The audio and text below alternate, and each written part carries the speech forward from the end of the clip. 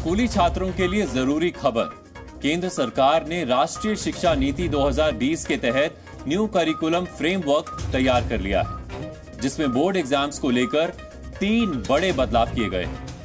पहला और बड़ा बदलाव तो यह है कि अब से बोर्ड एग्जाम्स साल में एक बार नहीं 2 बार होंगे। दूसरा बदलाव यह है कि अब 11वीं और 12वीं कक्षा में स्ट्रीम के आधार पर विषय चुनने की बाध्यता खत्म होगी।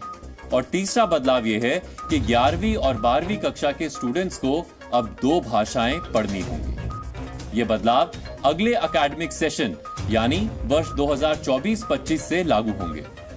अब अगर आप ये सोच रहे हैं कि इन तीनों बदलावों से क्या होगा और इन बदलावों से छात्रों को क्या फायदा होने वाला है, तो अब एक एक करके हम आपको ये भी समझाते हैं और इन बदलावों का मतलब भी बताते हैं। पहला और सबसे बड़ा बदलाव तो यही है कि अब साल में सिर्फ एक बार नहीं बल्कि 2 बार बोर्ड एग्जाम्स होंगे। लेकिन अगर आप सोच रहे हैं कि ये सेमेस्टर सिस्टम की तरह होगा, यानी साल में 2 बार एग्जाम्स होंगे और दोनों एग्जाम्स के लिए नंबर्स जोड़कर फाइनल रिजल्ट तैयार होगा, तो ऐसा नहीं है। अब आप सोचेंगे कि ऐसा नहीं है तो फिर कैसा है, ये हम आपको समझाते हैं।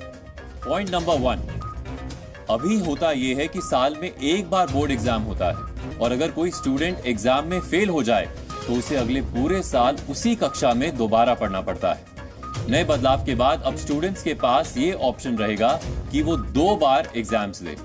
अगर एक बार फेल हो भी जाए तो उसी साल दूसरा एग्जाम दे सके। यानी नए बदलाव के बाद अब फेल होने वाले स्टूडेंट्स का पूरा साल बर्बाद नहीं होगा, क्योंकि पहले एग्जाम में फेल होने पर भी उनके पास उसी साल दूसरा एग्जाम देकर पास होने का विकल्प होगा।